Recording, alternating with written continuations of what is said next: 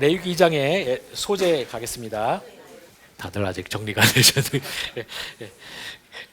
레위기 2장에 이제 보시면요, 우리가 소재는 이제 상당히 여러 가지로 볼 때 이제 독특한 제사인데, 왜냐하면 우리가 제사하면 당연히 우리가 막 피가 떠오르고 짐승을 도살하고 피가 떠오르고 그러는데, 이 소재는 피가 없는 제사죠. 그러다 보니까 이제 이게 독특하게 돼 있고요. 그런데 이 점에서 우리가 볼 수 있는 게 이제 히브리서 9장 22절에 보면 9장 22절에 보면 율법을 따라 거의 모든 물건이 피로써 정결하게 되나니 피 흘림이 없은즉 사함이 없느니라라고 돼 있어요. 근데 여기서 이제 우리가 보통 우리가 신학자들도 그렇고 목회자들도 이제 그 어떤 제사 이야기할 때는 끝부분만 해서 피 흘림이 없은즉 사함이 없느니라, 여기만 이제 보통 인용해서 하고요. 그래서 피가 없이는 이제 어떤 제사가 일 수가 없다, 또는 그 속죄가 안 된다, 이렇게 생각을 하는데, 사실은 22절 앞절도 좀 봐야 됩니다. 앞절 앞에 보면 율법을 따라 거의 모든이라고 돼 있어요. 모든이 아니라 거의가 들어 있습니다. 왜 거의가 들어 있겠느냐 할 때, 이제 히브리서 주석가들이나 이제 레위기 주석가들이 말하는 게 뭐냐, 바로 소재 때문이라는 거지. 그래서 분명히 피 없이도 제사가 허용이 되는 제사가 있고요. 또 그다음에 우리가 피에 대해서 너무 과도한 오해를 하는데, 마치 우리가 제가 계속 말하는 거는 속죄의 주권은 하나님에게 있는 것이지 재물에 있는 것이 아니라는 이야기 많이 하죠. 마찬가지로 하나님께서, 그러니까 제가 제사를 안 드려도 속죄가 될 수 있다는 이야기를 계속 강조했어요. 그 말은 뭐냐, 피 흘림이 없어도 속죄가 될 수 있다는 겁니다. 하나님의 주권적인 판단에 의해서 할 수가 있다는 거고요. 그 점을 이해하셔야 되고요. 이 점이 이제 히브리서 10장 4절 바로 9절에 이어지는, 거기서 보시면 이는 황소와 염소의 피가 능히 죄를 없이 하지 못함이라라는 이런 구절도 나와 있습니다. 그래서 우리가 결국 제사에 대해서 우리가 정확히 잘 이해를 하실 필요가 있습니다. 그리고 이런 점이 이제 오해될 수 있는 소지가 있는 게, 이제 그 히브리서 우리 레위기에서 17장에 가서 보시면, 거기 17장에 가서 보시면 소위 피의 섭취 금지에 대한 본문이 나오고요. 특별히 17장 11절, 그 페이지로는 저희 책으로는 479페이지입니다. 거기 가서 보시면 이제 그 11절에 이제 왜냐하면 육체의 생명 그것에 피가 있기 때문이다. 내가 너희의 생명을 속죄하게 하려고 그것을 너희를 위해 제단에 해서 그 다음 페이지 위에 주었다. 왜냐하면 그것이 생명을 통해 속죄를 하기 때문이다. 그리고 14절 모든 육체의 생명에 있어서 그것의 피는 곧 그것의 생명과 같다. 그래서 내가 이스라엘 자손에게 말하기를 너희는 어떤 육체의 피든지 먹지 말라고 한 것이다. 왜냐하면 모든 육체의 생명 그것은 곧 그의 피이기 때문이다. 그것을 먹는 자는 끊어질 것이다. 이제 이런 구절들 때문에 이제 우리가 그 피를 너무 절대화시키는 경향이 있을 수가 있습니다. 근데 여기서 조심하셔야 된다는 거를 꼭 기억하셔야 됩니다. 그래서 제가 17장은 따로 아마 제가 여러분에게 강의에게 주어진 시간 안에 이 17장을 할 가능성은 별로 없기 때문에, 여기만은 제가 이제 따지고 가자면 우리가 4가지 정도 생각해 보야 됩니다. 피의 신학의 핵심 사항에 대해서 보자면, 첫 번째로 이 구절들에서 말하는 것은 피가 곧 생명이다. 피는 그 피 이퀄 생명이라고 말하고 있는 것이 아니라, 이 구절들은 피가 생명에 대한 이해를 도와주는 시청각 도구라는 것 차원에서 이야기를 하고요. 그래서 그 다음 페이지 가서 보시면 이제 게리 슈니처라는 사람이 있습니다. 이분이 쓴 책이 토라스라는 책이 있어요. 제가 오경 교재로 제일 좋은 책이 이 책이라고 제가 이야기를 합니다. 칼라로 돼 있고요. 이 번역자는 우리나라에서 제일 번역자라는 박철현이라고 하는, 제가 농담이지만 이렇게 제가 번역한 책이 있는데 굉장히 좋은 책이에요. 제가 이 책 전에는 오경 교재를 도대체 뭘 써야 되나 맨날 고민이었어요.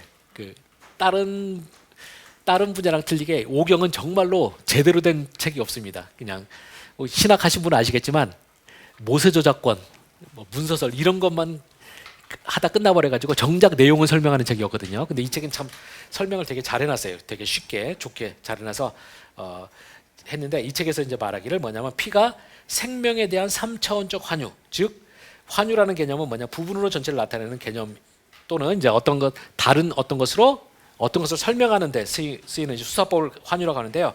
바로 이것을 환유라는 수사법을 이제 물리적인 형태로 취하는 것이다. 그래서 피는 그 자체가 생명과 될 수 있거나 그 자체로 죄인의 죄를 해결하고 생명을 얻게 해주는 능력을 내재하고 있는 것이 아니라는 겁니다. 이 속죄를 하고 생명을 주는 능력은 오로지 하나님에게만 있고요. 피는 단지 이 피해 제사에 참석하는 사람의 가진 신앙을 나타내주는 도구 또는 상징일 뿐이다라는 거고요. 그래서 이 내가 피가 이런 식으로 이제 될 수 있다라는 개념을 이해하기 위한 것이라는 겁니다. 그래서 만약 우리가 피가 그 자체로 속죄의 능력을 갖고 있다고만 주장해 버리면 우리는 굉장히 중대한 잘못을 저지르는 거죠. 속죄 주권은 하나님에게만 있어요. 우리 단지 이거는 하나님께서 우리들에게 속죄를 설명하기 위해서 주시는 하나의 시청각적 도구이다라는 거 개념을 이해를 하셔야 되고요. 자, 두 번째로 모든 피가 다 속죄 기능을 하고 있는 것이 아니라 오직 하나님과 바른 관계를 가진 사람만이 바른 규례와 절차를 통해서 제물을 드릴 때 그 제물의 피가 이제 속죄한다는 하나님의 말씀이 나오는 거죠. 그래서 우리가 이것이 보여주는 게 뭐냐? 그 피 자체가 생명도 아니고 속죄의 능력을 내재적으로 갖추고 있는 것도 아니다라는 거 분명히 보여줍니다. 그래서 우리가 이 점도 분명히 이해하셔야 되고요. 세 번째로 이 속죄의 주권이 이제 피가 아니라 속죄의 주권은 피가 아니라 하나님에게 있기 때문에 이제 그 어떤 피가 없이도 속죄가 이루어지는 경우들 많다라는 이야기를 제가 했었고요. 그래서 그 이제 그러니까 피 없이도 속죄가 드려지는 많은 예들에 대해서 말하기를 이제 그 5장에 나오는 속죄제 중에서 곡식으로 드리는 속죄제, 그다음에 저기 14장에서 가면 이제 악성 피부병이 우리가 문둥병이라고 보통 돼 있는 거 있잖아요. 문둥병 나병이라고 하는데 사실 여기도 이제 여러분이 상식적으로 알아두실 게 뭐냐면 성경에 문둥병 또는 나병이라고 돼 있는 거는 여러분이 현대 시대에 알고 있는 문둥병이 아니에요. 우리가 소위 한센시병이라고 하잖아요. 그 소록도 계시는 환자들 계시는 그 병이 전혀 아닙니다. 왜냐하면 학자들이 지금까지 알고 있는 모든 고고학적인 정보를 다 합치면은 이 팔레스타인 이야기, 그러니까 이 모세가 이 책을 썼던 당시 또는 심지어는 예수님께서 활동하시던 당시에 팔레스타인 지역에는 나병이라는 병 자체가 존재한 적이 없어요. 그래서 병이 아니고요. 또 그 다음에 나병이다 그러면 여러분 아시죠? 이 나병의 특성들이 있어요. 근데 그 레위기에 나오는 그 나병에 대한 그 진단 같은 거 있잖아요. 그런 거 보면은 절대 나병이랑 상하지가 않아요. 그래서 지금 학자들은 나병이라고 안 보고요. 그래서 지금 생각할 때 학자들은 이제 여러 가지 종류의 악성 피부병일 거라고 생각을 합니다. 그래서 지금 여기 그래서 제가 용어를 여기서는 악성 피부병이라고 썼고요. 이 우리가 나병은 우리가 예수님께서 나중에 나병을 치유하시기도 하시잖아요. 근데 우리가 자연적으로 나병은 낫는 병이 아니에요. 이제 그런 측면들 있고 그래서 그게 또 나병이 진짜 걸렸으면 그게 혹시 뭐 우리가 알 수 없는 의학적 신비에 의해서 혹시 고쳐지는 일이 치유가 되는 일이 있다 할지라도 그게 우리가 레이기 보면 며칠 내로 막 이게 진행되고 그러잖아요. 그런 식의 병은 절대 아니에요. 그리고 하여튼 어찌됐건 나병이라는 병이 팔레스타인 지역에 있었다는 증거는 그 어디에도 존재하지 않아요. 그래서 지금 그 절대적 견해는 다 그렇습니다. 그래서 이건 악성 피부병이라고 해야 되고요. 하여튼 제가 이 레이기 쓰면서 여러 가지 재밌는 일이 있었는데 딱 그때 제가 악성 피부병을 또 알았었습니다. 마침 레이기 쓰고 있는데 그리고 여기에 뭐가 아파갖고 했는데 낫지를 않더라고요. 그래서 피부과 갔더니 피부과에서는 그거 고쳐지는 병 아닙니다 그러면서 저한테 그냥 몸 관리 잘하시고 몸이 그 면역력 늘면 해결될 수도 있다고 그러더라고요. 그래갖고 하여튼 레이기 쓰는 내내 악성 피부병 알다가 레이기 책 끝날 때 낫더라고요. 그래갖고 지금은 여기 있는데 괜찮습니다. 하여튼 여기 악성 피부병도 그 사람들이 회복된 사람을 위해서 기름 바른 의식들 그러면서 이제 회복되는 이야기가 나와요. 그리고 또 저기 창세기 출애굽기 30장 15절부터 16절에 보면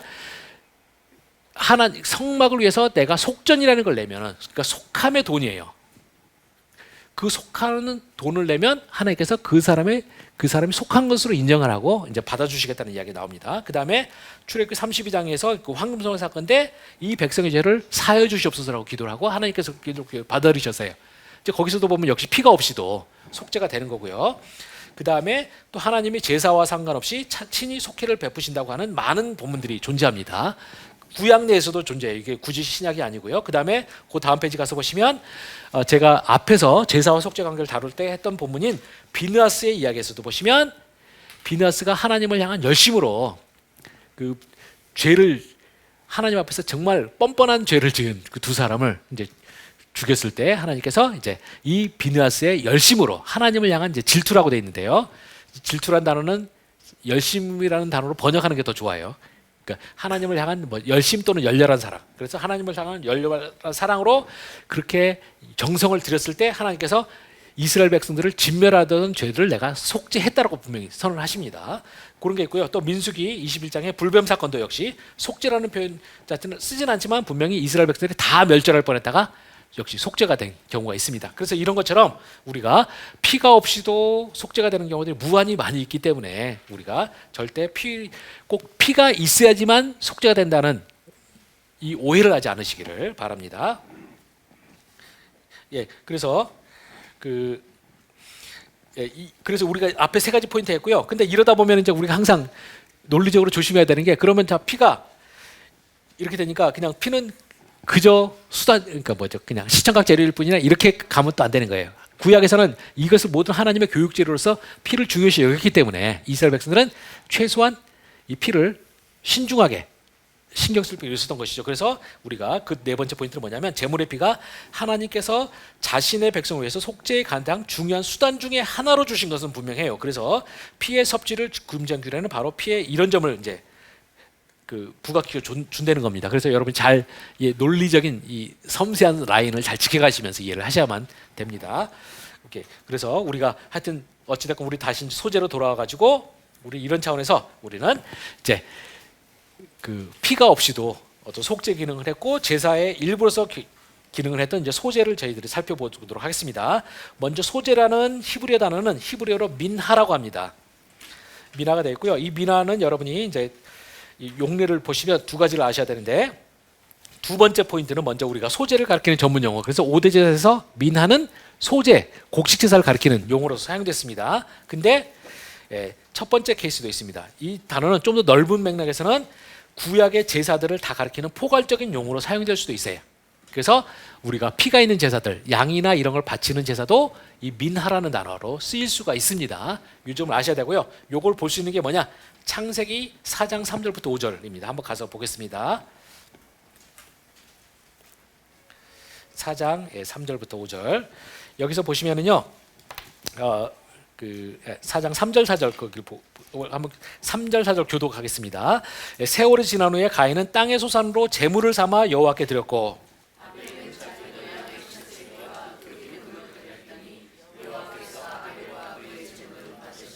예, 오케이. 여기서 보면 3절 4절에 보시면 제물이라는 단어가 나오잖아요. 이 제물이라는 단어가 전부 이 민하예요. 소재를 우리가 레위기 2장에서 소재라고 사용된 단어. 근데 보면 가인의 제사는 곡식을 드렸으니까 뭐 민하라고 쓸 수 있을 것 같은데 4절에 아벨은 분명히 양과 양의 첫 새끼 드렸잖아요. 이것도 근데 민하라고 돼 있어요. 히브리어로 보시면 예, 여기서 이제 왼쪽에 보시면 제너시스 4장 4절 돼 있잖아요. 4장 4절 있고 오른쪽에 보시면 이제 4장 4절 히브리어인데 제일 여기 다이아몬드 표시 두 개 있잖아요. 저거는 절 끝을 나타내는 표시입니다. 히브리어에서 히브리 본문에서 보시면 절 끝 바로 전에 나와 있는 제가 하이라이트 해놓은 단어 있잖아요. 저게 히브리어로 민하예요. 그러니까 분명히 아벨의 제사를 하나님께서 양을 바친 제사도 민하라고 한다는 겁니다. 그래서 이렇게 쓸 수가 있어요. 그래서 민하가 나올 때는 우리들이 항상 좀 약간 신중하게 번역할 필요가 있습니다.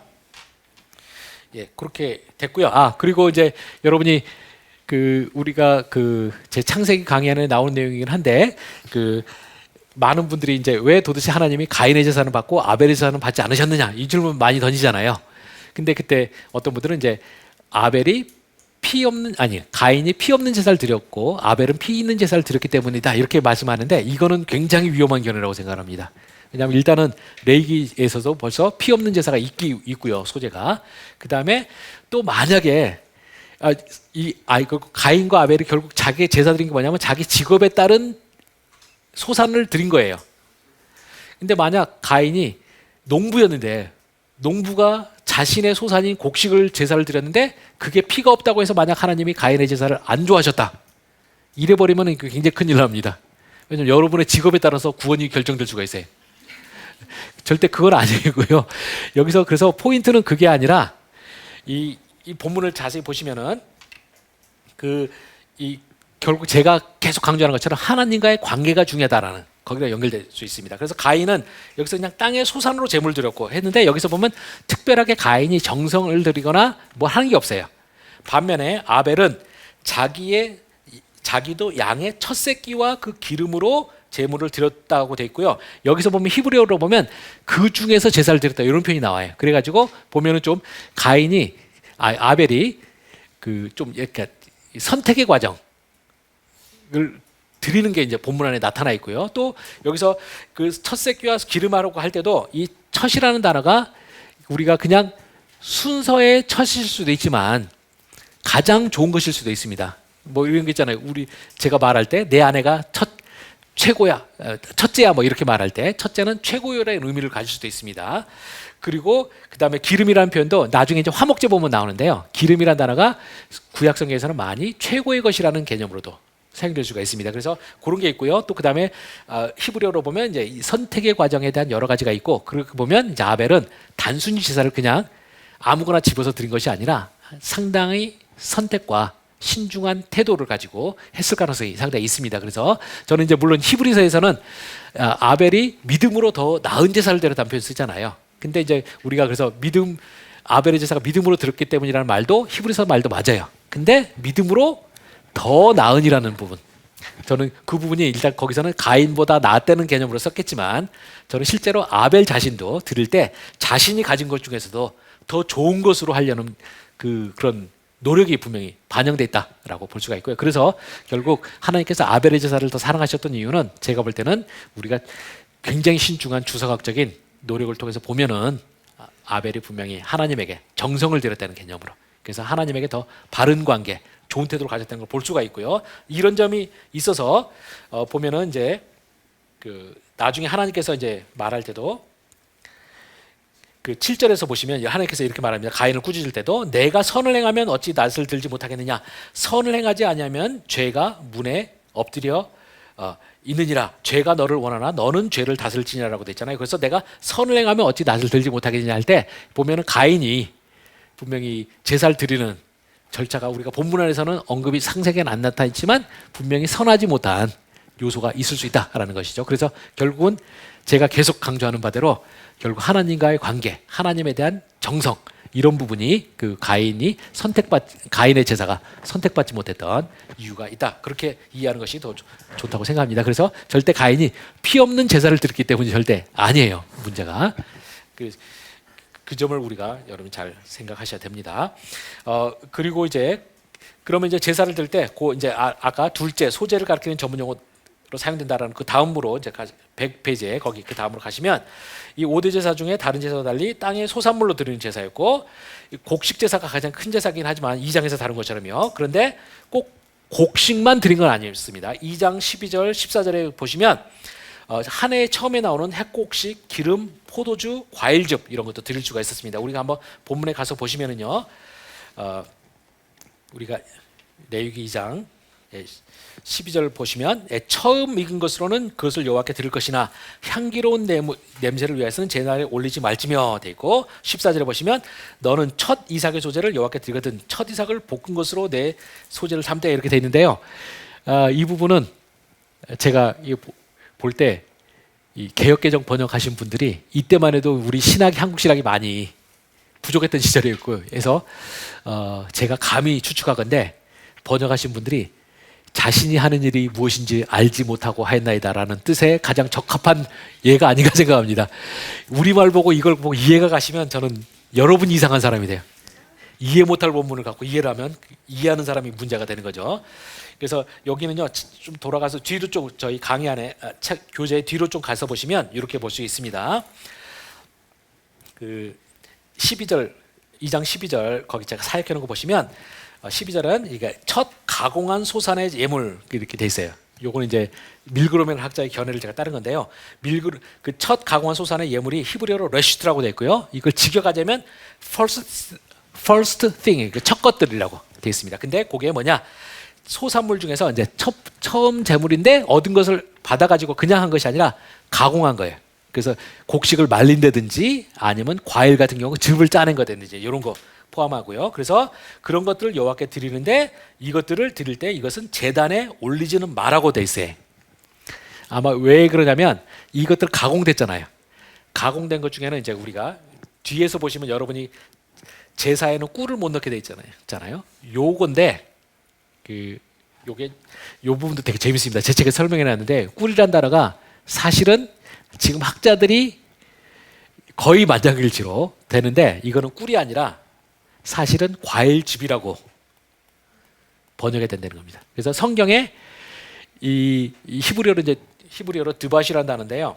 이 드바시가 꿀이라고 해석될 수 있는 유일한 본문은 그 삼손 이야기에서 사자를 잡아갖고 거기 사자 잡았는데 거기에 이제 꿀이 그 벌이 이제 꿀을 해갖고 하는 경우 있잖아요.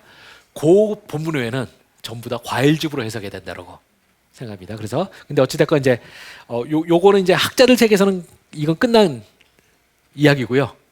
이제 성도님들이 할 때 충격을 좀 받으실 수가 있어요. 그냥 그동안 꿀이라고 막 했는데 뭐냐 이렇게 될 수 있고요. 그래서 근데 이거는 뭐 이 부분도 뭐 이게 뭐 우리 구원론을 흔들거나 그런 거 전혀 아니니까 그건 걱정 안 하셔도 되고 그래서 우리가 흔히 젖과 꿀이 흐르는 땅이라고 돼 있잖아요. 이것도 요즘 학자들로 말하면 젖과 과일즙이 흐르는 땅 이렇게 하는 게 좀 더 적절할 수 있고요. 실제로 보면 이 팔레스타인 지역이 과일이 굉장히 좋아요. 저도 영국에 유학 갔을 때 거기서 보면 과일들 들어와 있는 것도 보면요. 좋은 과일들은 전부 이스라엘산이에요. 실제로 이쪽에 이제 일조량이 좋고 하니까 그리고 평소에는 이제 건기가 굉장히 길잖아요. 그래서 여기 있는 과일들이 상당히 맛있습니다. 여러분 다 아시다시피 우리나라도 장마철에 되면 과일 맛 다 떨어졌다가 여름에 좀 메마르면 수박이 맛있어지잖아요. 똑같은 일이 벌어집니다. 그래서 과일이 굉장히 팔레스타인 지역이 좋고요. 이 과일을 갖고 이제 각종 이제 즙 같은 거 내서 이제 먹고 했던 것이죠. 하여튼 그래서 가공한 제사들은 이제 과일즙이나 이런 게 있을 수 있으니까 이것들을 하나님께는 제물로 바칩니다. 근데 이것들은 제단에 올리지는 못해요. 그래서 이것도 하나의 하나님께 바쳐지는 제물 또는 예물로 하나님께서 인정을 하시지만 제단 위에서 태우지는 못하도록 돼 있고요. 그 다음에 14절로 가시면 만약 처음 익은 소산의 곡식. 그래서 이거는 뭐냐면 12절과 차이가 나는 건 뭐냐면 히브리어 자체가 틀립니다. 여기서는 12절에서는 가공한 소산들은 레슈트. 그 다음에 처음 익은 것은 비쿠림이라고 해서 히브리어 자체가 틀려요. 근데 이것도 그냥 번역하자면 비쿠림은 의미가 first 난, 처음 난 것. 이런 식으로 쓰일 수가 있습니다. 그래서 우리 장작공 같은 거 할 때 이 단어와 연결된 단어들이 쓰여요. 그래서 처음 익은 소산의 곡식들은 하나님께 드리는데 드릴 때는 어떻게 되냐? 새로 익은 곡식의 알곡을 불에 볶아 가른 것을 너희의 처음 익은 소산의 제물로 드리라. 이런 식으로 되어 있습니다. 그래서 여기 또 새로 익은 곡식이라는 표현도 우리말에서는 막 뒤섞여 놨는데 이거는 히브리어로 카르멜이라고 하고요. 이 갈멜살 할 때 그 갈멜 그거랑 이제 스펠링은 똑같은데 요거는 이제 처음 익은 곡식을 말합니다. 이런 식으로 되어 있어요. 그래서 이 처음 익었다는 표현이 세 개가 나오는데 세 개가 다 히브리어로 틀려요. 근데 우리말 성경에서는 그냥 막 뭉뚱그려 갖고 되어 있습니다. 그렇게 돼 있고요. 그래서 여기서 우리가 제사, 그러니까 하나님께서 제물이라는 표현을 쓰는 단어들 중에서도 제단에 안 올라가는 것도 있다. 이것도 아실 필요가 있습니다. 그래서 소재가 좀 상당히 복잡해요. 그 다음에 우리가 또 소재는 그 다음 아래에서 100페이지 돌아가셔서 아래에서 두 번째 줄 소재는 그리고 아마 소재 자체가 독립된 제사로 역할을 했다기보다는 소재는 이제 병행 제사로 이해하는 것이 좀 더 나을 것 같고요. 그래서 번제나 화목제와 항상 병행하는 식으로 갔습니다. 그래서 우리가 민수기 28장 29장에 그 절기 제사 보면 번제 드리면서 거기에 소재 그리고 또 저번에도 말씀드렸었죠. 전제 포도주의 제사가 같이 이제 드려졌던 것으로 보이고요. 그 다음 페이지 넘어가셔서 그렇게 해서 소재가 번제나 화목제랑 병행하는 제사라는 걸 이해하면 우리가 레위기의 5대 제사 중에 순서가 번제, 소제, 화목제에서 소재가 번제랑 화목제 사이에 끼어 있는 것도 아마 병행적 제사이기 때문에 그렇지 않나 이렇게 설명하시는 분도 있습니다. 요게 이제 소재에 대한 이제 기본 개념이고요. 이제 더 중요한 거 소재가 도대체 5세대 중에서 어떤 의미를 갖느냐 하는 건데요. 저는 궁극적으로 소재는 기도의 상징 같은 것이다 생각하시면 된다고 생각합니다. 그러면 기도랑 어떤 면에서 그러냐면 이 소재의 중요한 게 뭐냐면 이 소재에는 반드시 유향을 첨가하도록 되어 있습니다. 근데 이 유향이 보면 성경에서 기도랑 연결되어 있는 거 굉장히 많아요. 뒤에 또 우리가 자세히 살펴보도록 할 겁니다. 그 다음에 또 소재를 하나님한테 드릴 때 소재 전부를 하나님한테 불살라 드리지 않고 한 웅큼만 딱 떼가지고요. 제가 한 웅큼 이야기 했었죠. three finger 이렇게 되는 이 견해를 학자들이 받아들이는 사람도 있고 안 받아들이는 사람도 있는데 저는 계속 이걸 이야기하는 게 버리기에는 너무 아까운 개념인 것 같아요. 제가 이 책 쓸 때는 시간 한계 때문에 딸려갖고 이거를 제가 약간 소심하게 했는데 작정하고 언제 한번 달려들어가지고 이 세 손가락으로 잡는 게 맞다라는 걸 한번 해보고 싶어요. 그렇게 되는데 한 만큼만 이 작은 만큼만 들여서 이제 기념물이라고 하는데 히브리어로 아즈카라라고 합니다. 한번 심심하시니까 한번 따라서 한번 읽어보죠. 아즈카라. 예, 이 아즈카라가 그 기념물이라고 돼 있는데 요것도 역시 기도랑 연결될 수가 있습니다. 그리고 요건 이제 뒤에 설명되어 있는데 우리가 저 소재가 이렇게 한 2리터 정도 될 가능성이 높다고 제가 말씀드렸어요. 그래서 우유팩 2개 생각하시는 정도 양인데 거기에 유향을 첨가해 가지고 소재를 드려요. 근데 그러면 이제 우리가 아까 한 움큼 정도 한 동전 500원만큼만 뗀다고 했잖아요. 그때 뗄 때 중요한 게 뭐냐? 유향은 전부를 다 떼가요. 유향이 이렇게 액체처럼 된 게 아니라 덩어리처럼 이렇게 돼 있을 수 있는데 그거를 이제 소재 위에 올려놓잖아요. 그럼 요거를 아즈카라 떼낼 때 유향은 전체, 소재에서는 조금만 이렇게 띄어서 하나님한테 바쳤어요. 그러니까 결국 뭐냐? 아즈카라도 하나님께 기도 개념을 가질 수가 있는데 또 기도와 연결되는 유향은 전부를 가져가는 거죠. 그러니까 뭐냐? 이것이 바로 소재가 바로 기도랑 기도의 개념이다. 이렇게 볼 수 있는 그 증거라고 볼 수가 있다고 저는 생각을 합니다. 무슨 말인지 이해하시죠? 자, 그래서 소재는 결국 뭐냐? 하나님의 구원과 관계 회복을 바라는 기도를 형상한 것이다라고 저는 이제 생각을 합니다. 요 점에 대해서는 제가 좀 이따 자세하게 살펴보겠고요. 그다음에 그래서 이제 이렇게 되고요. 그럼 소재가 이제 나중에 여러분이 한 가지 오해할 수 있는 게 뭐냐면 소재가 속죄제 중에서 가장 가난한 사람들 위한 제사로서 드려졌기 때문에 소재는 싼 것이 아니라 생각할 수 있는데 사실은 이것도 비싼 거라는 거예요. 소재도 몇 가지를 볼 수가 있는데요. 첫 번째로 우리가 우리말 성경에서 잘 번역 안 했는데 곡식 제사라고 곡식 가루라는 표현 계속 나오는데 사실은 그게 히브리어로 솔레트고요. 이 솔레트는 엄밀하게 따지면 고운 가루라고 번역을 해야 돼요. 그러니까 영어로는요, fine flour라고 하는데요. 이게 뭐냐? 우리가 평소에 이스라엘 사람들이 고대에는 지금처럼 믹서 같은 게 발달 안 했잖아요. 그러니까 이제 갈 때 맷돌에다 갈아갖고 막 거칠게 갈고요. 거기에는 사람들이 먹었던 거에는 막 지금 쌀겨 같은 거 있잖아요. 그 밀가루 겨 이런 게 다 충분히 골라내질 못해요. 옛날에 우리가 채질하잖아요. 채질 아무리 해봤자 완전히 하기 힘들어요. 그래서 좀 약간 옛날에 거친 음식일 수밖에 없는데 이 하나님한테 바쳐지는 솔레트는 이걸 굉장히 신중하게 그 준비 작업을 해서 또 갈 때도 굉장히 열심히 갈아가지고 한 가루가 들어졌습니다. 당연히 이것은 굉장히 비싼 곡식가루 중에서 비싼 거예요. 그게 들어졌고요. 또 유향은 보통 이 시기에 수입산입니다. 그래서 굉장히 또 비싼 거였어요. 그래서 소재 역시 비싼 것이고요. 그래서 소재 역시 하나님과의 관계가 비싼 것이라는 걸 보여주는 측면이 있다라는 거 이해하셨고요. 그럼 이제 그 다음에 가서 그럼 가난한 사람의 속죄제로 드려지는 소재는 어떻게 되냐 할 때 이때는 기름과 유향을 뺍니다. 왜냐? 바로 이게 비싼 거라고 했잖아요. 이런 것들 다 빼가지고 속죄제로서 드려질 때는 하나님께서 아주 가난한 사람도 하나님께 드릴 수 있도록 이제 하나님께서 최대한 배려를 하셨다라는 걸 이해하셔야 되고요. 그래서 이 소재의 속죄제는 마치 세 번째와 같은 성격을 띠고요. 이렇게 돼서 이것이 저는 뭐냐 할 때 이런 제사의 유연성은 뭐냐? 바로 하나님께서 자기 백성과 관계에 대해서 큰 열망을 가지신 분임을 보여준다라는 거고요. 저는 그래서 이 유연성이라는 표현을 전 제가 참 좋아하는 표현입니다. 우리가 성경을 잘 보시면요, 구약의 하나님이 많은 사람이 생각할 때는 구약의 하나님은 좀 이 전쟁의 신이고 사람 벌 주시기 좋아하시고 막 그다음에 하여튼 조금만 잘못해도 그냥 용서 안 하시고 막 이런 느낌을 많이 갖는데 제가 구약학자로서 오랫동안 연구를 해보면서 느끼는 거는 하나님은 굉장히 섬세하세요. 그리고 우리들이 잘못을 할 때도요, 상당히 많은 경우에는 하나님의 이 유연성이 발휘될 수 있는 소지가 많습니다. 그리고 그 유연성은 언제 발휘되느냐?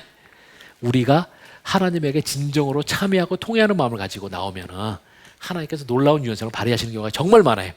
그래서 여러분이 이 하나님의 선하심에 믿으시면은 저는 하나님이 더 사랑스러워지실 거라고 생각합니다.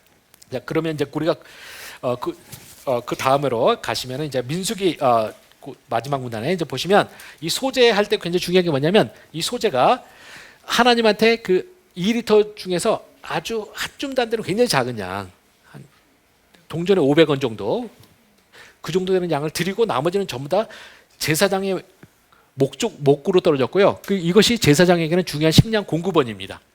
이 점이 또 우리들에게 굉장히 큰, 특히 목회자들에게 가르침을 준다고 생각하는데요. 그 뭐냐면 민수기 18장 8절부터 20, 민수기 18장 자체가 레위인과 제사장의 그 수입에 대한 문제인데요. 그 하나님께서 이들에게 레위 지파에게 기업을 안 주셨잖아요. 그래서 결국 뭐냐, 레위인과 제사장은 하나님께서 하나님의 사역을 하는 것으로 먹고 살도록 돼 있어요. 그래서 이 제사가 바로 제사장들에게 중요한 수입원입니다. 그래서 소재는 곡식 제공하고요. 나중에 그 속죄제나 속건제, 그다음에 번제, 가죽 이런 거는 이제 제사장에게 다른 것을 생활의 다른 부분을 채워줄 수 있는 것으로 되어 있습니다. 그래서 이 민수기 18장 8절부터 20절이 그런 이야기를 하면서 18장 20절에서 이런 말씀하십니다. 너는 이스라엘 자손의 땅에 기업도 없겠고 그들 중에 아무 분깃도 없을 것이나 내가 이스라엘 자손 중에 내 분깃이요 내 기업이니라 라고 되어 있습니다. 그래서 저는 우리가 목회자 소재를 통해서 저는 특히 목회자가 받을 수 있는 그 교훈, 그리고 또 더 나아가서는 저는 우리가 말틴 루터의 종교교 이후로는 모든 성도님들이 다 하나님의 제사장이잖아요. 제사장 차원에서 우리 기독교인의 세상의 세속적인 물질에 대한 우리의 태도는 하나님이 나의 기업이라는 거, 그래서 내가 하나님께서 허락하시는 것으로 산다라는 의식을 가질 필요가 있어요. 그리고 저는 이게 되면 저는 정말로 우리 한국교회는 가장 큰 그 뭐랄까 개혁의 그 폭풍을 하나님께서 허락하시지 않을까 생각을 합니다. 우리가 목회자가 세상의 가치를 초월한 사람일 때 그 세상 그 나오는 교인들도 알거든요. 그리고 교인이 아닌 사람도 알아요. 그때 바로 교회의 변화가 있지 않을까 생각을 합니다. 예, 그러면 이어서 우리가 그 사역이라는 부분은 좀 보시고요. 아까 제가 했던 본문에서 제일 우리가 나머지는 개혁 개정 보셔도 뭐 큰 지장이 없을 수 있지만 12절부터 14절 아까 제가 이미 설명했잖아요. 여기는 한번 잘 보시고 뒤에 해설 부분도 여러분 좀 참고하시면서 보셨으면 좋겠습니다. 그 다음 페이지 가셔서 쭉 여러 가지 이제 나오는데 일단 우리가 유향이라는 부분 여기서 잠깐 보시자면요. 유향은 히브리어로 르보나라고 하고요. 르보나는 어디랑 연결되냐면 우리가 그 야곱의 외삼촌 있잖아요. 라반 있잖아요. 라반이라는 연결되는데 라반이라는 뜻이 원래 희다는 뜻입니다. 그래서 유향으로 된 르보나가 원래 제가 수입품이라고 그랬잖아요. 아라비아 남부 등에서 나오는 보스웨일리아라는 나무의 질을 굳혀서 만든 거예요. 그래서 여기 하얀색을 띠었던 물질이고요. 이 르보나 유향은 출애굽기 30장 34절 같은데 본문에 보시면은 오직 성막에 사용되는 재료에만 사용될 수 있는 재료였습니다. 그래서 이것을 세속적으로 이스라엘에서는 세속적으로 쓰면 안 돼요. 그래서 제가 오늘도 이제 강의 오기 전에 좀 히브리 사전을 다시 좀 체크해봤더니 이 르보나라는 단어는 항상 하나님의 제사와 관련된 성막에 또 하나님 그 향단의 향필도 있잖아요. 그때 외에는 못 쓰도록 되어 있습니다. 그래서 굉장히 중요한 거고요. 우리가 헬라어로 이제 요게 이제 저쪽 아라비아 지역이 원산지다 보니까 르보나라는 이름이 이제 히브리어로도 연결되어 있고요. 그래서 헬라어에는 리바노스라고 하는데 이 리바노스도 딱 발음 들어보시면 아시겠죠. 원산지가 저쪽이에요. 아랍 쪽, 아랍 히브리어 쪽이 원산지고요. 그래서 동방 박사가 예수님께 갖다 바친 제물이 바로 리바노스, 바로 이 유향이죠. 그래서 우리가 알다시피 황금과 모략과 유향을 바치잖아요. 이게 이제 바로 예수님의 왕대심 상징하는 거고 또 아마 황금은 왕 쪽이고요. 그다음에 그 유향은 예수님이 단순히 제가 생각할 때는 예수님이 단순히 그냥 왕이 아니라 바로 하나님이시다는 것과 연결돼요. 그래서 제사랑도 연결되는 개념으로 봐야 되고요. 모략은 여러분도 아시다시피 그 죽음과 관련되는 그거죠. 그래서 그 동방 박사들이 바친 제물이 바로 예수 그리스도의 삶과 사역 전체를 의미하는 상징적으로 나타내는 것일 수 있다고 생각합니다. 그리고 이제 2절에 가면 이제 그중 제물을 받으면 이제 그중 한 명이 이걸 했다고 돼 있습니다. 그래서 우리가 소재는 그냥 소재가 2리터의 곡식을 하나님한테 바치고 하는 거잖아요. 하다 보니까 여기도 세 번째처럼 많은 제사장이 끼어서 할 필요가 없어요. 우리가 2리터나 재는 2리터밖에 안 되는 그걸 가지고 제사장 여러 명이 달려들 필요는 없는 거죠. 그렇게 해서 했던 것으로 보이고요. 그 다음에 뭐 우리가 한 줌이라는 것이 뭐 500원일 수도 있다. 뭐 이런 이야기는 봤고, 그 다음에 그 다음 페이지 넘어가셔서 보면 제가 그 원문을 번역해 보면 그 모든 유향과 함께 소재물의 한 줌을 드려라 이렇게 되어 있는 겁니다. 그래서 여기서 보시면 곡식가루와 기름은 이제 소재에 섞여서 드리는데 유향만은 그 전부를 다 하나님한테 바쳤다는 겁니다. 이런 면에서 유향은 뭐냐 할 때 다른 5대 제사의 나머지 중에서 지방은 항상 하나님 몫이에요. 그래서 유향은 바로 다른 짐승 제사의 지방과 같은 의미로 보셔야 됩니다. 그래서 우리가 이 지방은 이제 화목제 하면서 제가 많이 강조를 해놨는데요. 지방은 다른 말로 하면 최고의 것이라는 의미로도 쓰일 수 있는 것이고요. 그래서 지방을 하나님께 바쳤다 그런 건 바로 최고의 것을 하나님께 드린다는 의미로도 우리가 이해할 수가 있는데, 바로 여기서 소재에서는 바로 유향이 바로 그 역할을 한다 이렇게 이해를 하시면 되겠습니다. 그리고 이제 그 다음에 이제 중요한 게 이제 기념물이라는 단어입니다. 기념물이라는 단어는 아즈카라라고 되어 있는데요. 이 기념이 이제 우리가 다른 말로 하면 기억하게 하는 물건 이렇게 이해할 수가 있습니다. 그래서 히브리어로 기억하다는 단어가 히브리어 동계강좌 할 때 기초로 배우는 단어 자카르라는 단어예요. 한번 따라해 볼까요? 자카르. 자카르가 좋은 단어고요. 저는 요게 제 구약의 구원론이라는 책을 만약 쓴다 그러면 제가 이 자카르를 굉장히 중요하게 다룰 단어 중에 하나입니다. 요즘에 우리 학교 동계강좌에서 신입생 히브리어 교육하고 있는데, 아까 여러분도 잠깐 들으셨다고 하는 하도 급하다고 하는 전화가 왔다는데 그 전화가 뭔가 했더니 이 코로나 바이러스 때문에 동계강좌 히브리어 수업이 교육부에서 될 수 있으면 취소하라는 식으로 왔나 봐요. 근데 이제 그걸 하려면 이 담당 교수 허락받아야 된다고 해갖고 저한테 이제 그 전화가 온 겁니다. 근데 하여튼 우리 동계강좌 배우면 기초로 배우는 단어가 자카르예요. 목사님들도 히브리어 잘 모르시는 분도 자카라는 단어는 아마 아실 겁니다. 그 정도로 기본 단어고요. 그 기억하다는 단어에서 파생됐고요. 파생됐는데 이 아즈카라는 단어 형태를 보면 뭐냐면 사역형이에요. 사역형. 그러니까 시키는 겁니다. 기억하게 만들다라는 뜻으로 그 단어입니다. 그래서 아까 말한 것처럼 기억하게 하는 물건이다라는 개념으로 이제 쓸 수 있는 단어고요. 이 단어가 또 흥미로운 게 뭐냐면 이 기억하게 만드는 물건이라는 단어, 기념물이라는 단어가 성경에 나올 때는 항상 소재랑만 연결돼 있어요. 여기에 대해서 예외가 하나도 없습니다. 그러니까 뭐냐? 이 아즈카라라는 단어는 소재 전문 용어라고 할 수가 있어요. 이렇게 됐고요. 그러면 이제 우리가 히브리어를 좀 아시는 분은 한 가지 이제 궁금한 점이 떠오르는데 뭐냐면, 여러분 성경에 보시면 소재와 관련되지 않아도 기념물이라는 단어 표현이 많이 나오잖아요. 그럼 도대체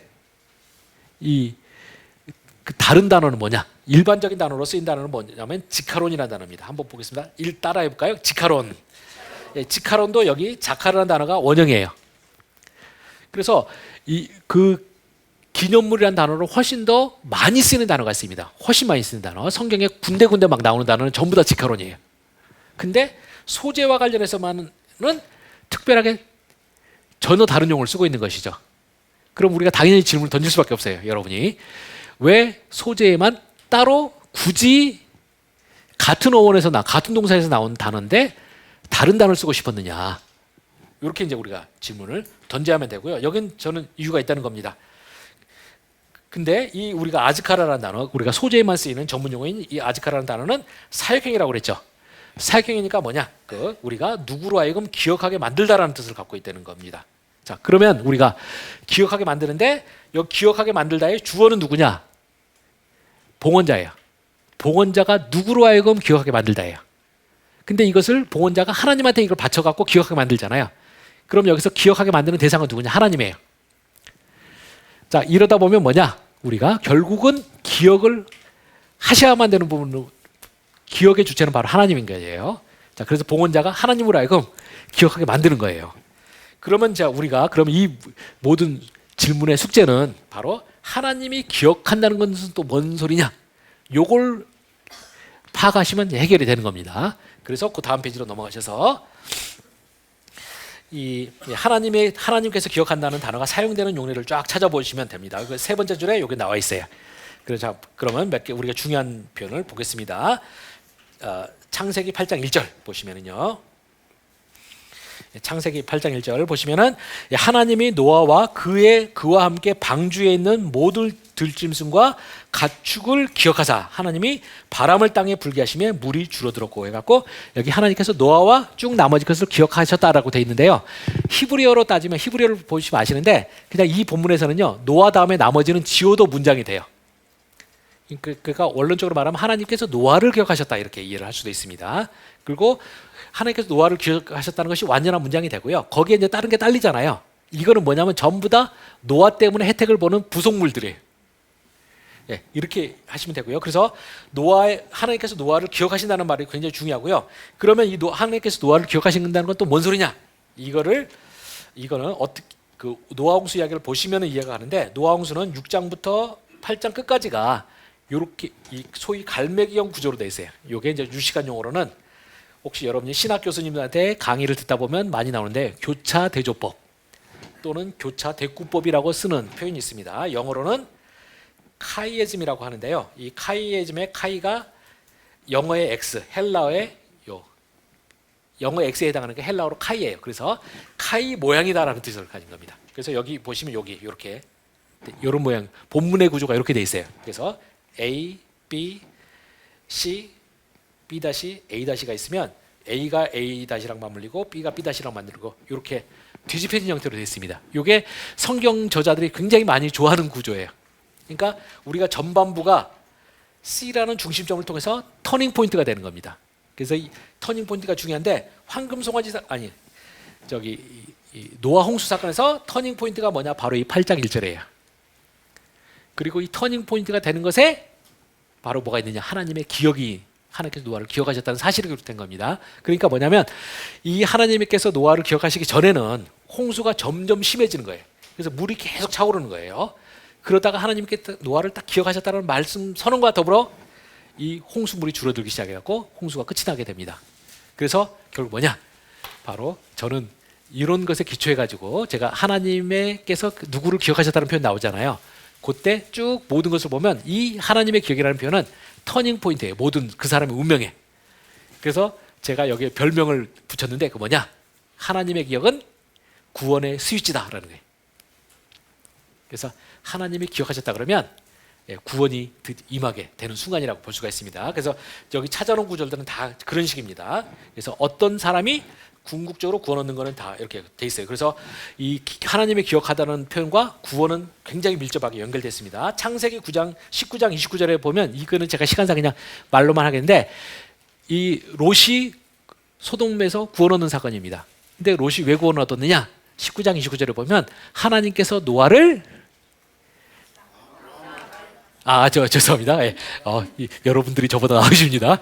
하나님이 아브라함을 기억했다라고 되어 있는데 한번 가서 잠깐만 보죠. 제가 시간 때문에 안 읽으려고 했는데, 그렇죠. 우리 원장님이 보셨는데 되어 있는데 하나님이 그 지역의 성을 멸하실 때 그 곧 롯이 거주하는 성을 엎으실 때 하나님이 아브라함을 생각하사라고 되어 있죠. 제가 굉장히 불만인 대목입니다. 개역개정 번역에 기억하다예요. 히브리어로 자카르는 단어예요. 그래서 저는 이걸 다 기억하다로 번역하면 되는데 굉장히 많은 구절들을 다 어떨 때는 기억하다라고 번역했다가 어떨 때는 다 생각하다로 바꿔놨어요. 이러니까 이 중요한 포인트 놓쳐요. 그러니까 저는 뭐냐면 이제 제가 이걸 강의했던 어떤 분이 하나님이 결국 기억했다는 게 생각했다는 거 아닌가요? 이렇게 말씀하셨는데 뭐 그 말도 맞아요. 근데 맞는데 제가 학자로 생각할 때는 뭐냐면 제발 좀 같은 단어는 같은 뜻으로 같은 한국어 단어로 번역해주면 우리가 히브리어를 몰라도 일관성을 찾을 수 있잖아요. 근데 이거를 상황에서 결국 똑같은 뜻인데 이랬다 저랬다 해버리면 히브리어 모르시는 분은 안 보이잖아요. 저는 이게 불만이라 제가 정말 하나님의 은혜 주셔서 제가 개정 책임자가 되면 똑같은 단어 어쩔 수 없지 않는 단어는 다 똑같은 수로 다 저는 한국어 단어로 바꾸려고 그런 생각이 있습니다. 근데 하나님이 허락하실지 모르겠어요.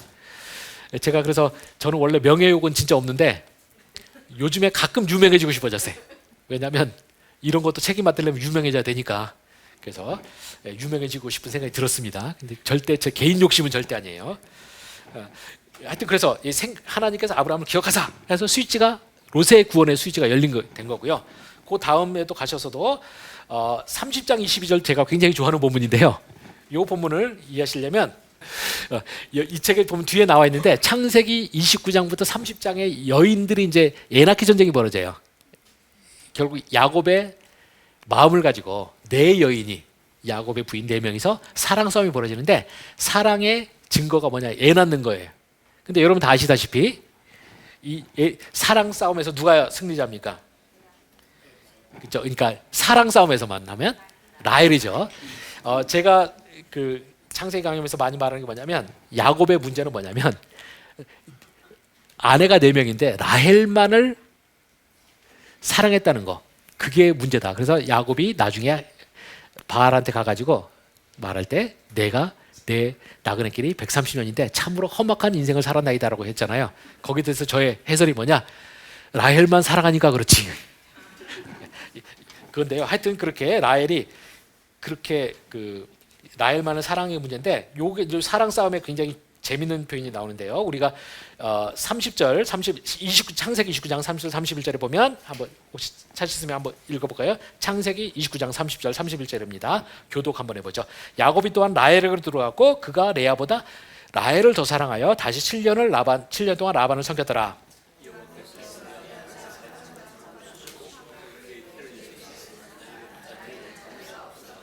예, 여기서 보시면 30절에 라헬을 더 사랑했어요. 라헬만을, 정확히 말하면 라헬만을 사랑했죠.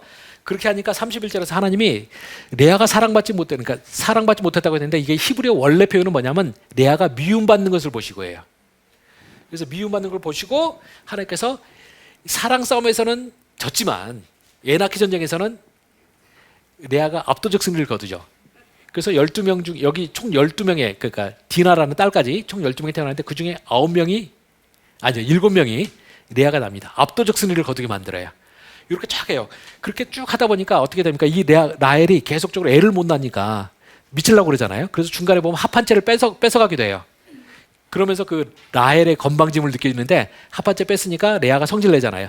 네가 내 남편의 사랑도 다 차지하고 심지어 이거까지 가져가려고 하냐 했더니 라헬이 말하기를 합한채를 주면 내 남편 한번 보내줄게 이렇게 하는데 거기서 재밌는 게 뭐냐면 저는 제가 여기에 대해서 글 쓴 게 뭐냐면 하나님은 밸런스를 맞춰주시는 분이다 하는 거예요. 이 레아가 압도적 사랑의 패자니까 하나님께서 애 낳기 전쟁에서 승리하게 만드셔요. 심지어는 합한채를 라헬이 뺏어갔는데 애는 어떻게 됩니까? 레아가 나버린 거죠. 그러니까 라헬은 더 미칠 판이에요. 그래프를 하나 그렸는데요. 이 그래프는 여러분이 잘 알아두시면 좋습니다. 성경 내러티브에 있는 대부분의 인물들의 얘기가 다 이런 식으로 돼요. 성경의 이야기 보면 이야기의 시작 부분에서는 두 사람이 한 명은 완전한 승자, 한 명은 완전한 패자인 경우가 많아요. 이 이야기에서는 라헬은 사랑의 압도적 승자, 레아는 패자죠. 스토리가 진행되면서 어떻게 됩니까? 레아가 쫙 올라가고요. 라헬은 이렇게 돼요. 그래서 X자 구조가 만들어져요. 요게 이제 상당히 흥미롭고요. 요게 제가 여기로 글을 썼던 게 뭐냐면 요게 설교할 때 굉장히 중요한 포인트로 얻을 수 있기 때문에 제가 이제 썼습니다. 그렇게 돼서 라헬이 완전히 박살났어요. 박살나면 어떻게 됩니까? 하나님께서 균형 맞추시는 분이라고 했잖아요. 이제는 라헬을 살려주실 판이에요. 그 본문이 바로 기어가다가 연결되어 있습니다. 그래서 라헬의 인생의 터닝 포인트가 되는 거고요. 그게 어디냐? 30장 우리 그 다음 장이죠. 30장에 쭉 가셔갖고 30장 22절 가서 보시면 하나님이 라헬을 생각하신지라 여기 또 역시 기억하다예요. 그래서 하나님이 라헬을 기억하신지라 하나님이 그 소원을 들으셨고 그를 태를 여셨으므로 이제 요셉이라 태어났습니다. 그래서 이 라헬이 마지막에 가서야 이제 하나님께서 라헬도 세워주시는 겁니다. 그래서 두 여인이 전부 이야기를 통해서 각자 자기의 지분을 나눠갖게 돼요. 이런 스토리가 나와 있습니다. 그래서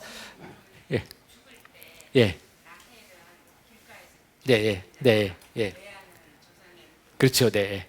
이제 그것도 하나님께서 약간의 인광보적인 요소가 있다고 생각합니다. 그러니까 제가 이제 그 인광보라는 용어를 지금 사전 준비 없이 하면 너무 큰 용어인데 하여튼 그러니까 하나님이 그것도 약간의 밸런스를 맞춰주신 측면이 좀 있다고 봐야 될 것 같아요. 그리고 요거는 더 많은 이야기가 있는데 하여튼 그래서 우리 그냥 그런 차원에서 이해하시면 좀 될 것 같아요. 그래서 레아는 그러니까 철저하게 죽을 때까지도 레아는 사랑에서는 패자예요. 그렇지만 나머지 부분에서는 하나님께서 이제 많이 키워주신 측면이 있죠. 예, 그렇게 되고요. 그 다음에 출애굽기 2장 24절에서도 뭐냐면 제가 여기는 보진 않겠고요. 그 우리가 이제 출애굽기 1장에서부터 이제 이스라엘 백성이 노예 생활에 빠지잖아요. 노예 생활에서 죽도록 고생을 해요. 그래서 이스라엘 백성이 막 이제 출애굽기 2장 23절에 보면 부르짖습니다. 근데 이스라엘 백성에게 구원의 수치가 언제 열리느냐? 바로 여기서 하나님께서 이스라엘 백성들을 기억하신지라라고 하면서 이제 바로 그 다음에 하나님께서 구원자 모세를 세우셔가지고 이스라엘 백성 구원하게 됩니다. 이런 식으로 해서 이 하나님의 기억은 구원의 수치다라는 거고요. 요게 한 가지만 더 보면요, 제가 책에는 안 써놨는데 사무엘상 11장 11절 19절 있습니다. 한번 보겠습니다. 제가 하여튼 언제 한번 이것도 성경에 나와 있는 구절들 다 집대성해가지고 한번 이 하나님의 구원의 수치로서 기억 요거를 한번 쓰고 싶어요. 그런 이때인데 여기 이제 보시면은 사무엘상 1장 11절에 보시면 서원하여 이르되 만군의 여호와여 만일 주의 여종의 고통을 돌아보시고 나를 기억하사 기도하면서 라헬이 아주 제가 볼 때는 성경 신학자로서 볼 때 아주 추천할 만한 기도를 한 겁니다. 하나님께서 나를 기억해 주소서 이렇게 기도를 했어요. 기억하사 주의 여종을 잊지 마시고, 그러니까 기억과 잊지 마는 걸 연결되어 있겠죠. 잊지 마시고 주의 여종에게 아들을 주시면 내가 그의 평생에 그를 여호와께 드리고 삭도를 그의 머리에 대지 아니하겠나이다 이렇게 이제 기도를 했습니다. 그랬더니 19절로 가시면 이제 그들이 아침에 일찍 일어나 여호와 앞에 경배하고 돌아가 라마의 자기 집에 이르니라. 엘가나가 그의 아내 한나와 동침함에 여호와께서 그를 생각하시니라 되죠. 생각하라가 기억하다죠. 그러니까 이 안타까운 게 제가 개정의 번역에 대해서 안타까운 게 한 문단에 한 에피소드 아니잖아요. 그럼 똑같은 단어를 똑같이 번역해 주면 좋은데 한 번은 기억하다라고 번역했고 한 번은 생각하다라고 하니까 이 사무엘서 입장에서는 이게 제일 중요한 표현인 것 같은데요. 이 중요한 게 사라져버려요. 굉장히 좀 안타깝고 이거 고쳐야 되겠고 이외에도 많습니다. 여러분이 성경에 생각하다라고 나온 단어는 굉장히 많은 부분이 특히 하나님이 주인 경우에 하나님 생각하다는 기억하다일 가능성이 높아요. 이걸 알아두시면 도움이 됩니다. 요즘에 혹시 이제 여러분은 그게 없을 텐데 그런 자료가 요즘에 그 인터넷에 가시면 대한성서공회 거기 보면 성경 읽기 있어요. 거기 보시면 검색어 쳐보시면요. 생각하다 쳐보고 쭉 찾아보시면 아마 여러분들이 더 많은 구절을 찾아내실 수 있습니다. 또는 이런 성경 프로그램 보시면 여기 이쪽에 생각 이런 거 쳐보시면 튀어나오잖아요. 쫙 나오죠. 이런 식으로 해서 하시면 됩니다. 목사님들이 이제 설교하실 때도 요걸 잘 활용하시면 도움 많이 되고요. 자, 그래서 결국 하나님의 기억은 구원의 수치다는 거고요. 그러면 이제 소재가 뭐냐? 바로 아즈카라라는 게 기억하다에서 나온 아즈카라, 사역형의 아즈카라 명사가 바로 이 하나님을 하여금 기억하게 만들다라는 거예요. 바로 그래서 저는 이것이 결국 소재는 기도와 연결되어 있다는 거죠. 하나님으로 하여금 기억하게 만드는, 기억하여 주시옵소서. 한나처럼 저를 기억하사라고 했던 것처럼 기도하는 것과 마찬가지라는 거고요. 이것을 우리가 이제 받아들이면은 우리가 그 다음에 이제 풀리게 되고요. 제가 이와 관련 이 좋은 아이디어를 여러분이 레위기책 여러분이 구할 수 있는 거의 100개의 책을 사시면 99.9개 또는 그 이상의 책에 이 말이 안 나올 겁니다. 그러면 이 좋은 생각을 박철현이라는 학자가 생각했느냐? 그러면 제가 세계적으로 활동하고 있겠죠. 제가 그랬잖아요. 이거를 누가 했느냐? 밀그롬이라는 학자가 아까 말했던 학자가 했어요. 근데 제가 그 학자를 보면서 많이 배웠고 거기에 제가 이제 마침 저는 하나님의 기억이라는 것에 대해서 나름대로 공부해 놓은 게 있었거든요. 두 개가 딱 맞추면서 스파크를 해서 제가 여기 내용을 넣은 거고요. 근데 이거를 그 밀그롬이라는 학자가 좀 밀어붙여갖고 소재는 꼭 기도다 했으면 참 좋았을 텐데 안타깝게도 이 밀그롬이 이제 소재는 기도다는 걸 쫙 해서 몇 페이지에 걸쳐 3,000페이지 책 중에 상당한 페이지를 투자해갖고 소재는 기도다로 쫙 나가요. 그래서 제가 그걸 받아들일 수밖에 없도록 했어요. 그 99%고 이제 마지막에 그러므로 결론으로 소재는 곧 기도다 이렇게 했으면 좋은데 그 99%의 작업을 다 해놓고 나서 1% 가서 포기를 해버려요. 이 사람이. 마지막 1% 결론 가서 거의 이런 느낌으로 이 사람이 포기를 합니다. 에이 이건 아닐 거야 그러고 그냥 접어버려요. 그래서 안타깝게도 이 소재는 기도다라는 말을 여러분이 거의 못 들어보셨을 거예요. 그 이유가 바로 이 대학자가 밑작업 다 해놓고 포기해버렸기 때문이에요. 근데 저는 그걸 딱 본 순간 제가 내러티브 학자로서 했던 공부랑 딱 만나면서 저는 소재는 무조건 이걸로 이게 정답이다 생각하게 된 겁니다. 그래서 여러분이 밀그롬의 결론은 못 보시지만 밀그롬의 99%의 지지를 받는다. 그렇게 알아두시면 되겠고요. 하여튼 제가 추가적으로 이것도 제가 이제 학계에 좀 기여를 해야 될 부분이라고 생각합니다. 그러면 이제 우리가 소재는 꼭 기도단을 받아들이고 나면 훨씬 더 많은 정보들이 기도로 연결될 수 있는데요. 우리가 이 아즈카라에서 제가 아까도 말씀드렸죠. 유향을 소재에 올려놓는다고 했잖아요. 유향이라는 단어가 기도와 굉장히 깊은 관계를 갖고 있습니다. 그래서 여러분 유향을 쭉 찾아보시면 굉장히 많은 부분이 기도로 되어 있는데요. 시편 20편에 그리고 유향도 기도와 연결되어 있고요. 또 소재도 기도와 많이 연결되어 있습니다. 그래서 시편 20편에는 뭐라고 되어 있냐면 내 모든 소재를 기억하시며라는 표현 나옵니다. 여기서 기억하시며가 자카른 사용되죠. 그래서 소재가 기억과 연결됐어요. 하나님의 기억과. 이게 우연의 일치가 절대 아닌 거죠.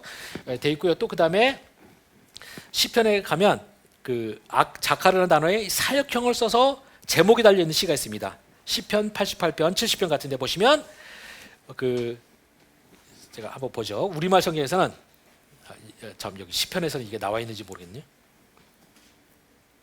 네, 여기 보시면 시편 38편의 표제라고 하죠. 제목이 다윗의 기념하는 시라고 돼 있어요. 근데 기념케 하는 시, 뭐 참회시 이런 거 돼 있는데요. 제가 볼 때는 다 쓸데없는 소리고 그냥 다윗의 기억하게 만드는 시 이렇게 보는 게 제가 볼 때는 좀 더 히브리어 원문에 가깝습니다. 그래서 그 다윗이 그 시를 했을 38편과 70편을 했을 때 바로 내용의 핵심이 뭐냐? 바로 하나님의 구원에 대한 간구가 그 중심 주제예요. 그래서 하나님께 기억하시는 시에 하나님 아버지 저를 구원하소서라는 그런 본문들이 강조가 되어 있습니다. 이런 점이 있고요. 또 그 다음에 시편 141편 2절에 보시면 기도와 소재가 연결되어 있습니다. 한번 이 본문도 한번 보겠습니다. 시편 141편 2절입니다. 시편 141편 2절 가서 보시면 이렇게 되어 있습니다. 나의 기도가 주의 앞에 분향함과 같이 되며 나의 손드는 것이 저녁 제사와 같이 되게 하소서라고 되어 있는데 여기서 저녁 제사라고 된 단어가 뭐냐면 바로 소재의 이름인 민하예요. 그래서 저녁 소재와 같이 되게 하소서라고 번역하는 게 더 맞을 가능성이 꽤 있습니다. 그래서 여러분이 이제 시편 주석에 보시면 요거를 소재로 번역해야 된다라고 하는 주석들이 많이 있습니다. 그래서 제가 여기 화면에도 보시면 제가 이렇게 여기 빨간색으로 해가지고 써놨습니다. 저녁 제사가 아니라 저녁 소재로 번역하는 것이 더 적절하다 돼 있어요. 그래서 여기서 하나님께 그 시편 141편 2절 다시 보면 하나님께서 나의 기도가 여기서 기도가 나오잖아요. 기도가 주의 앞에 분향함과 같이 되면 여기서 분향이라는 건 바로 유향과 연결되는 거예요. 유향을 태우는 것이 바로 분향이거든요. 그래서 나의 유향과 같이 되며 나의 손드는 것이 저녁 소재와 같이 되게 해주시옵소서. 돼 있어서 여기서 유향, 소재 전부 다 우리가 지금 이야기하고 있는 것과 연결되어 있고요. 그 연결들이 전부 기도, 하나님의 기억과 다 연결되어 있습니다. 그래서 제가 말하는 포인트가 다 연결되어 있고요. 또 그 다음에 누가복음 19장 1절부터 누가복음 1장 9절부터 10절도 역시 유향 피우는 것과 기도가 연결되어 있습니다. 한번 보시면요. 거기서 보시면 제사장의 전례를 따라 제비를 뽑아 주의 성전에 들어가서 분향하고 모든 백성은 그 분향하는 시간에 밖에서 기도하고 있습니다. 그래서 우리가 제사장이 안에 가서 그 모든 그 회중을 대표해서 분향을 할 때 백성들은 그 시간에 기도를 하는 거예요. 그래서 분향과 기도가 이런 식으로 밀접하게 연결이 돼 있습니다.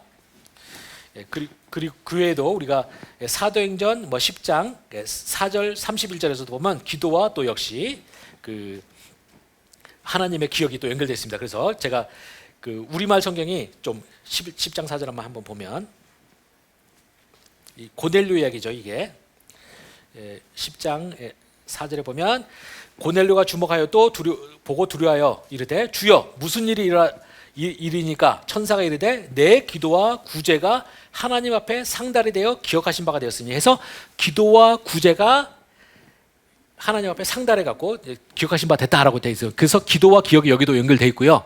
근데 여기서 좀 이제 우리말 성경을 조금 제가 직역할 필요가 있어서 제가 여기다 아래 제가 참고적으로 직역을 좀 해왔습니다. 직역하면 이랬습니다. 내 기도와 구제가 하나님 앞에 기억으로 올라갔다 이렇게 돼 있어요. 그래서 기도가 기억이 되도록 이 정도쯤 의미가 됩니다. 그래서 우리 기도와 기억은 굉장히 밀접하게 돼 있습니다. 그래서 여러분이 우리 기도는 바로 기도가 되고요. 그래서 저는 뭐냐? 소제는 제사의 형태로 드려지는 기도다.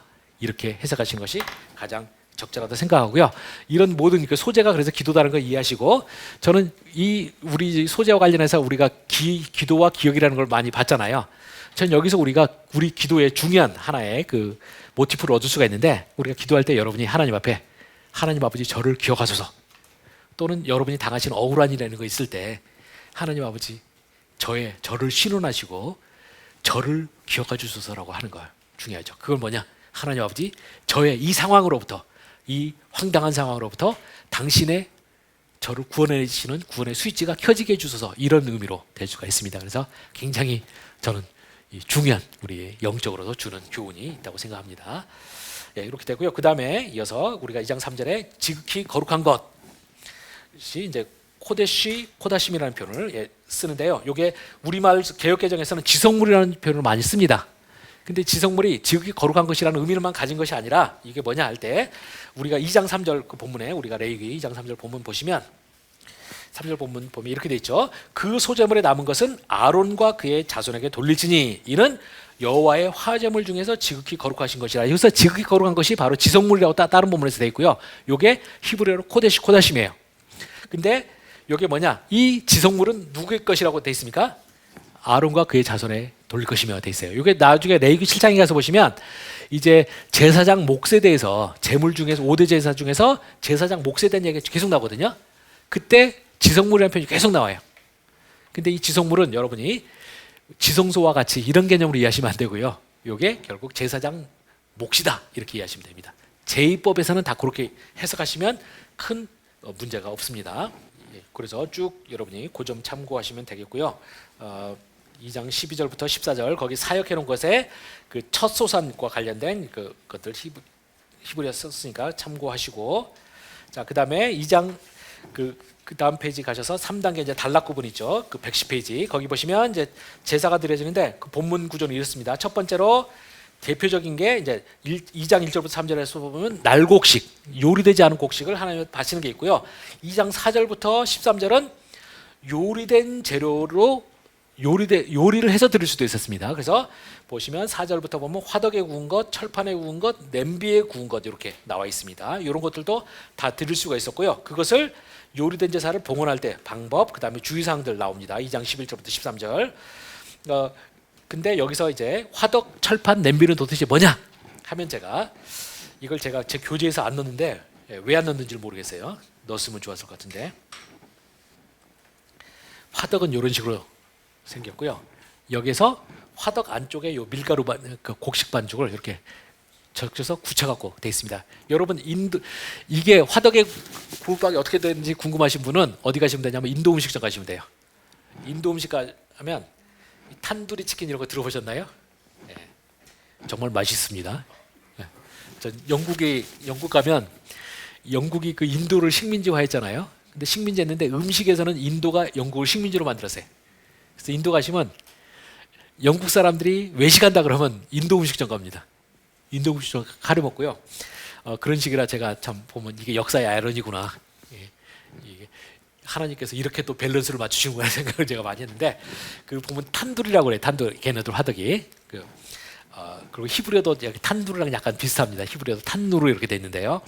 하여튼 탄두리는 이렇게 생겼습니다. 그래서 여기에 난이라는 거 있죠. 인도 그 난빵이 이렇게 돼 있고요. 여기에 치킨 같은 것도 여기다 이런 식으로 화덕에 벽에 해서 이제 요리가 돼 있고요. 그 다음에 흙으로 된 금속판, 또 그 다음에 흙으로 된 판도 있고 금속으로 된 판도 있고요. 요런 철판으로 된 거는 이런 식으로 생긴 것에 했습니다. 그래서 우리가 소재를 할 때 곡식 가른 것만 하는 게 아니라 이런 식으로 여러 가지 요리 방식을 통해서 한 것들도 있다라는 걸 알아두시면 좋습니다. 제가 이걸 레위기 주석에 넣었어야 되는데 왜 안 넣는지 모르겠어요. 돼 있고요. 그 다음에 이제 2장 14절부터 16절은 이제 처음 익은 소산의 열매 이제 들어긴 것이 있습니다. 이렇게 돼 있고요. 그 다음에 이제 나머지는 여러분이 제가 이제 설명했던 것으로 이제 거의 대부분 가면 됩니다.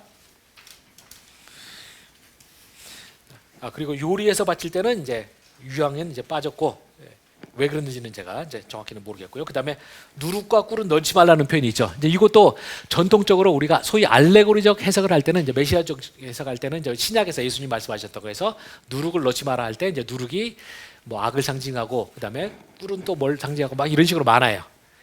그다음에 또 기름은 또 참고하게 되는데 기름은 뭐 성령을 상징하고 뭐 이런 식으로 되는데 이런 해석은 레이기 전문학자들은 안 택해요.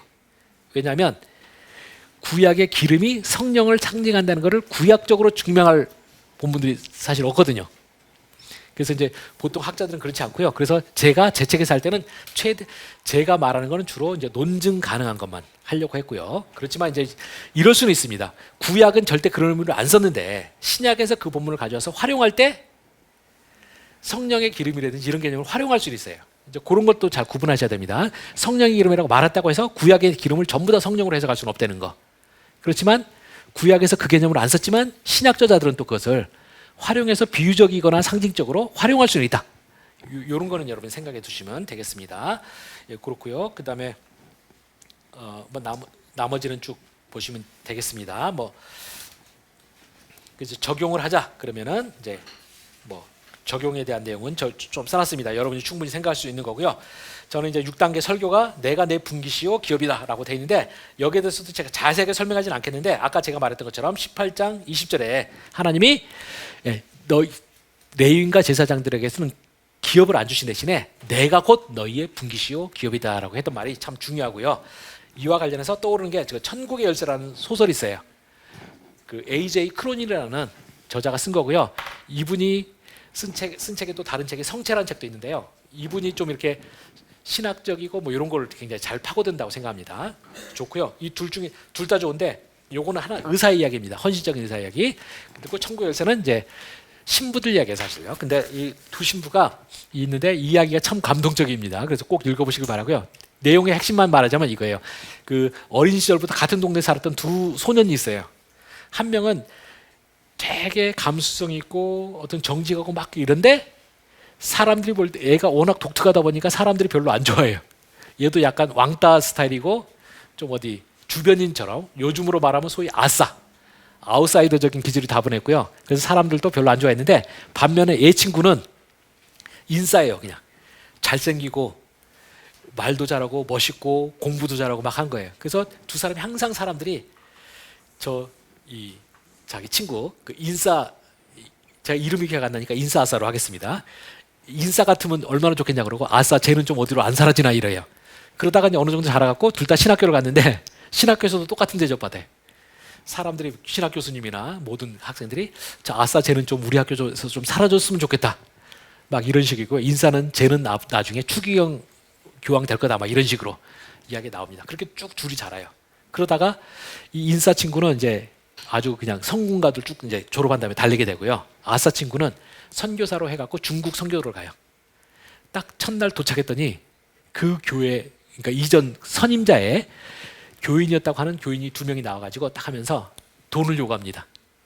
저희들에게 2당 5달러씩만 주시면 예배당을 가득 채워드리겠습니다 하고 선임자도 그렇게 하셨고 그러니까 이제 새로 부임하신 신부님도 그렇게 하십시오 했어요. 근데 이 아싸 친구가 정직하고 이런 친구라 그런 거 할 사람이 아니에요.